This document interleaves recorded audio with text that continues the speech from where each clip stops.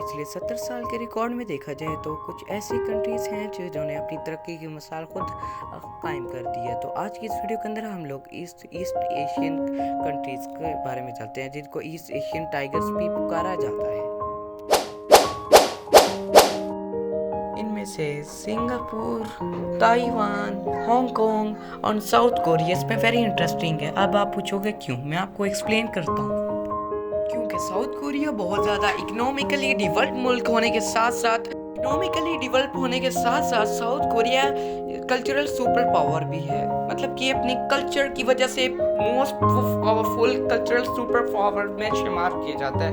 अब आप south Korean पहले ऐसे गाना जिसने पूरी दुनिया भर में 1 बिलियन व्यूज फर्स्ट वीडियो पर कंप्लीट किए। इससे पहले 1 बिलियन व्यूज किसी भी वीडियो पर नहीं। उसके बाद स्क्विड गेम जो कि पूरी दुनिया में फेमस है, आप तो जानते ही होंगे स्क्विड गेम, जो कि दुनिया के सबसे फेमस यूट्यूबर मिस्टर बीस्ट ने भी उस पर की और उनकी सबसे वायरल वीडियो भी वही है। इसके अलावा पूरी दुनिया में बीटीएस की बढ़ती हुई पॉपुलैरिटी, मतलब कि लोग इनके पागल हो गए, इनके पीछे इनकी फैन फॉलोइंग बढ़ती जा रही है जो कि कभी भी रुकने का नाम नहीं ले रही। और इसके अलावा ब्लैक पिंक की जो कि उनकी हर वीडियोस के ऊपर 2 बिलियन 1.9 बिलियन हर एक वीडियोस के ऊपर पूरी दुनिया में फेमस होती जा रही है। साउथ कोरिया की कल्चरल पावर सुपर पावर।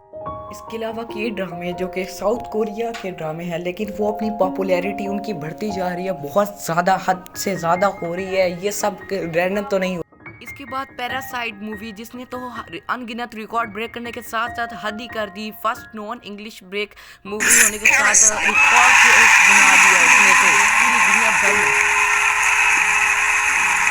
आज की इस वीडियो के अंदर हम ये सभी एक्सप्लेन करने वाले हैं, तो वीडियो को पूरा देखना, वीडियो को लाइक करना, शेयर करना और ज़रा भी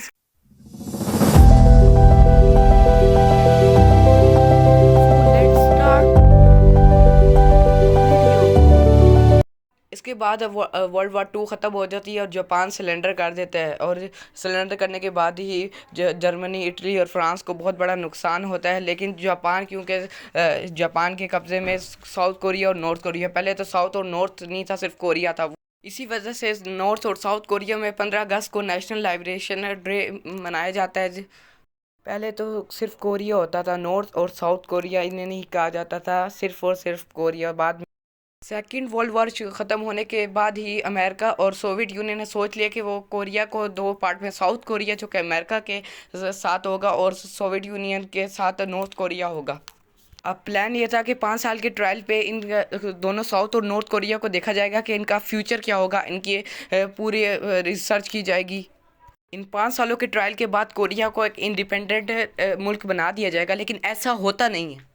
इसके बाद अमेरिका और सोवियत यूनियन के दरमियान फटा शुरू हो जाता है और वो कोल्ड वॉर में तब्दील 1948 के अंदर यूनाइटेड नेशन सुपरवाइज इलेक्शन कराना चाहती है, लेकिन वो हो नहीं पाते। लेकिन यूएस कंट्रोल साउथ कोरिया के अंदर इलेक्शन ज़रूर हो जाते हैं और एक असेंबली बन जाती है, मतलब एक हुकूमत आ जाती है, लेकिन वो कंट्रोल में होती है अमेरिका की।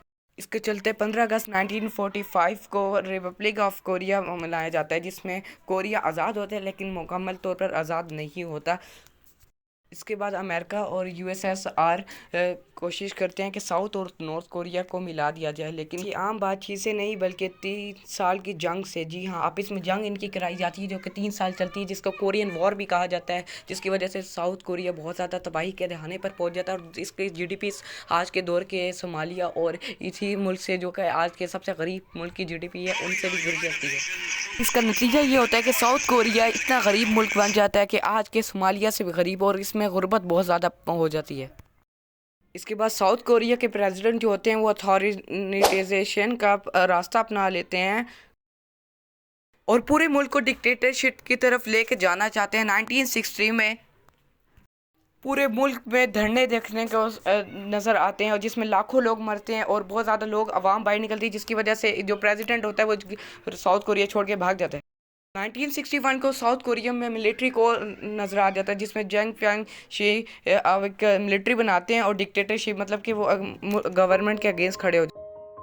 साल 1971 में पैक चंगी एक लॉ लाया जिसको अगले 10 सालों में 4 बार रिवाइज करना था। बाद साउथ कोरिया में जो भी फिल्म रिलीज होती थी उनके ऊपर ये रूल अप्लाई होता था, मतलब कि जो भी फिल्म रिलीज होती थी उसकी स्क्रिप्ट गवर्नमेंट से अप्रूव करानी पड़ती थी, उसको बार बार देखा जाता था कि गवर्नमेंट के खिलाफ तो इस मूवी में कोई सबब तो नहीं है क्या, या लोगों की गुर्बत को तो नहीं दिखाया जा रहा, मतलब कि मुल्क की बुराई तो नहीं कराई जा रही।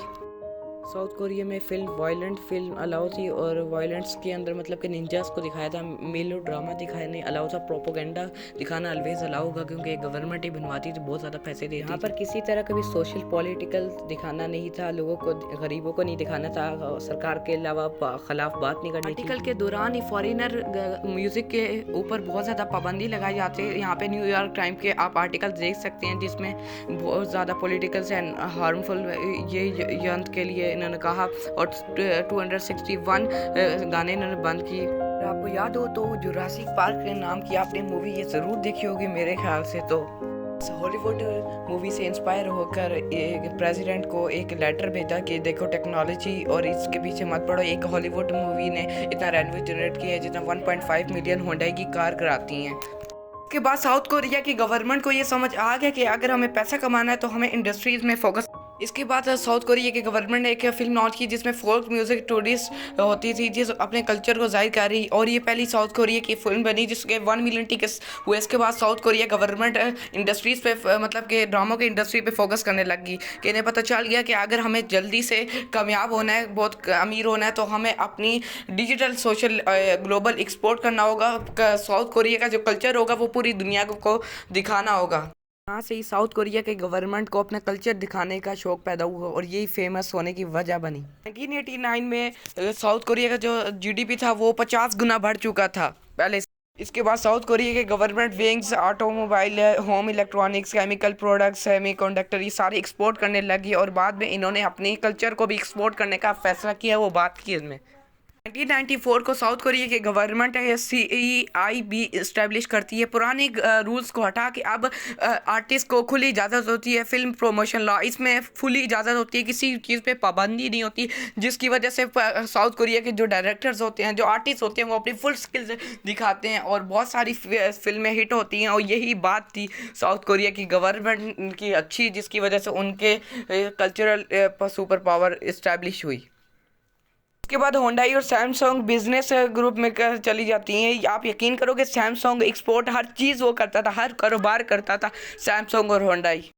अब साउथ कोरिया में हैंडसम एक्टर्स हायर की गई और बहुत ज़्यादा मेहनत की गई इंडस्ट्री में, इलेक्ट्रॉनिक इंडस्ट्री में, मार्केटिंग में। इसी तरह एक मूवी है शीरी नाम की जो कि ब्लॉकबस्टर मूवी है और जो कि बहुत ज़्यादा फेमस हुई है, जिनमें थाई एक्सेंट इसमें दिखाए गए और यहाँ पे आप लोग देख सकते हैं इसके सीन्स। ये इसमें स्पेशल चीज़ ये थी कि इसमें ज़्यादातर जो कोरिया के जो कल्चर थे वो दिखाएगा, और 2.4 बिलियन इसने स्पॉन्सर किया सैमसंग ने, और इसने टाइटैनिक से भी ज़्यादा कमाया मूवी।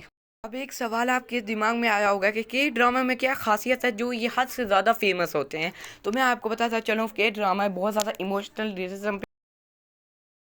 नंबर 1 पे आते हैं इमोशनल रियलिज्म, जो कि कहानी दिखाई जा रही होती है वो दूसरी जो कहानी बताई जाती है, चाहे वो कि हर किस्म के करेक्टर की होते हैं, चाहे वो रॉयल्स हो, चाहे वो जर्नलिस्ट हो, हर किस्म की गरीब अमीर, चाहे वो ड्रामे हॉरर हो, हर किस्म की। कि ड्रामा के राइटर्स होते हैं वो बहुत ज़्यादा क्रिएटिव होते हैं, बहुत ज़्यादा उनके पास प्रोफेशन होता है, उनके पास तजर्बा होता है, जिसकी वजह से वो जो भी स्क्रिप्ट लिखते हैं वो कोई आम स्क्रिप्ट नहीं होती, उसमें इमोशन, रियलिज्म और फीलिंग्स होती हैं जो कि हर बंदे को गरीब अमीर को दिखाते हैं। कि इंटरेस्टिंग फैक्ट के ड्रामा के जो राइटर्स होते हैं वो 94% लड़कियां हैं, औरतें हैं। साउथ कोरिया में प्राइवेट एजेंसीज यहाँ पे लोकल स्ट्रीट में स्किल्स देखती हैं, डांसिंग देखती हैं, सिंगिंग देखती हैं, वो हर फील्ड में हो सकता है, कंप्यूटिंग में देख सकता है, डांसिंग में उनको प्रोफेशनल स्किल्स सिखाई जाती है, उसके बाद वो परफॉर्म।